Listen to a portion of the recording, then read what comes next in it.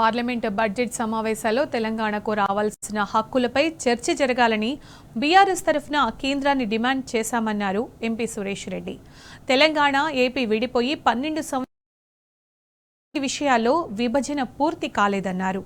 సింగరేణి బొగ్గు స్కామ్ పైన పార్లమెంటులో చర్చ జరగాలని, ఆ కుంభకోణంలో సమగ్ర విచారణ జరపాలని కేంద్రాన్ని కోరామన్నారు సురేష్ రెడ్డి. మరి ఆంధ్రప్రదేశ్ మన విభజన చట్టంపై ఆంధ్రప్రదేశ్ రీఆర్గనైజేషన్ బిల్ విభజన చట్టంపై చాలా స్పష్టంగా చెప్పాం. 12 సంవత్సరాలు అయిపోయాది. ఈ రోజు వరకు ఇంకా అనేక అంశాలు పెండింగ్లో ఉంది. దీన్ని వెంటనే మీరు పరిష్కరించాలి.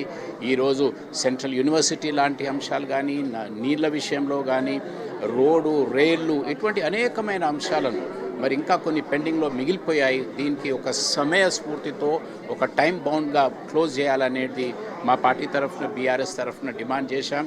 దీంతో పాటు రాష్ట్రంలో ఒక ఇన్కాంపిటెంట్ ఇన్ఎఫెక్టివ్ ప్రభుత్వం పనిచేస్తుంది. అంటే అవగాహన లేని, మరి ఎఫెక్టివ్నెస్ లేక, అనుభవం లేక పరిపాలనలో కూర్చున్న ప్రభుత్వం వలన ఈరోజు తెలంగాణ రైతాంగం చాలా ఇబ్బందులు ఎదుర్కొంటున్నారు. ఉదాహరణకు చెప్పాం, ఈరోజు ఫర్టిలైజర్ సప్లైలో పోయిన సీజన్లో మరి వారు సమయంతో ప్లానింగ్ లేక, ఆలోచన లేక చివరికి మరి ఫర్టిలైజర్ దుకాణం దగ్గర 10 సంవత్సరాల తర్వాత చెప్పుల లైన్లు అనేది కనిపించటం ఇది దురాదృష్టం. మరి కేసీఆర్ గారు ఉన్న సమయంలో ఏ రోజు ఒక్క రైతుకు కూడా ఇటువంటి ఇబ్బంది లేని పరిస్థితిని చూసాం. కానీ దురాదృష్టం ఈరోజు రైతులు పొలాలు, తోటల్లో ఉండే రైతులు ఈరోజు ఫర్టిలైజర్ దుకాణాల దగ్గర ఉన్నారు. రెండో అంశం, ప్రధానమైన అంశం, మరి ఏదైతే ఈరోజు సింగరేణి బొగ్గు కుంభకోణం మరి రాష్ట్ర ప్రజల్లో జరుగుతున్న రాష్ట్ర ప్రజల్లో మరి ప్రధానంగా చర్చిస్తున్న అంశం ఇది.